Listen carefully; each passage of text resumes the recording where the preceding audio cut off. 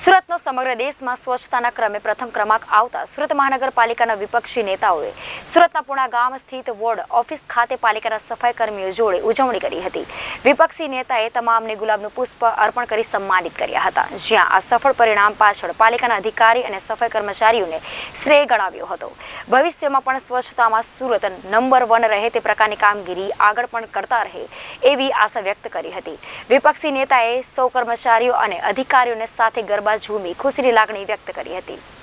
દિલ્હી ખાતે યોજાયેલા સ્વચ્છતા સર્વેક્ષણ કાર્યક્રમમાં ઇન્દોર બાદ સુરતને સમગ્ર દેશમાં સ્વચ્છતામાં પ્રથમ ક્રમાંક મળ્યો છે, જે બદલ શહેરીજનોની સાથે સાથે પાલિકાના સફાઈ કર્મીઓ અને અધિકારીઓમાં ખૂબ જ ખુશીનો માહોલ જોવા મળ્યો હતો। સુરતને સ્વચ્છતામાં નંબર 1 લાવવા પાછળ અધિકારી કર્મચારીની મહેનતનો મોટો સિંહ ફાળો રહ્યો હતો। તે જ કારણ છે કે આજ રોજ પાલિકાના વિપક્ષી નેતા પાયલ સાકરિયાએ સુરતના પુણા ગામ સ્થિત પાલિકાની વોર્ડ ઓફિસ ખાતે કર્મચારીઓ અને અધિકારીઓ જોડે ઉજવણી કરી હતી। પાયલ સાકરિયાએ સફાઈ કર્મચારીઓને ગુલાબનું પુષ્પ આપી સન્માન કર્યું હતું, જ્યારે કર્મચારીઓ અને અધિકારીઓ જોડે ગરબાની રમઝટ બોલાવી હતી। પાયલ સાકરિયાએ સુરતને સ્વચ્છતામાં પ્રથમ ક્રમાંક લાવવા પાછળ સફાઈ કર્મીઓ અને અધિકારીઓની મહેનત ગણાવી હતી। એકદમ ખૂબ જ ઊંચા અવાજમાં જેટલા આપણે તાનથી આજે નાચતા હતા ને એવી જ રીતે આપણે ભારત માતાનો જય ઘોષ કરીશું। ભારત માતા કી જય! ભારત માતા કી જય!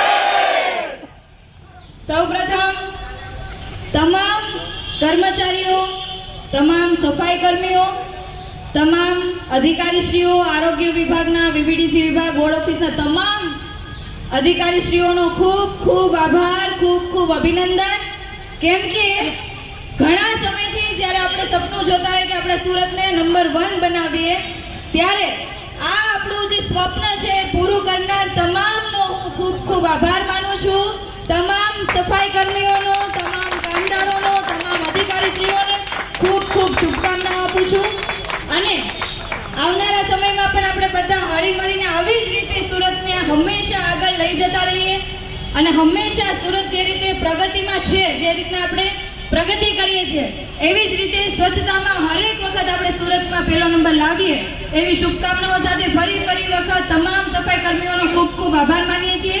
અને તમામ સફાઈ કર્મીઓને આ જે સુરતને નંબર 1 મળ્યું છે એમનો તમામ જે શ્રેય જતો હોય એ તમારા બધાનો છે, એટલે બધાને ફરી વખત શુભકામનાઓ।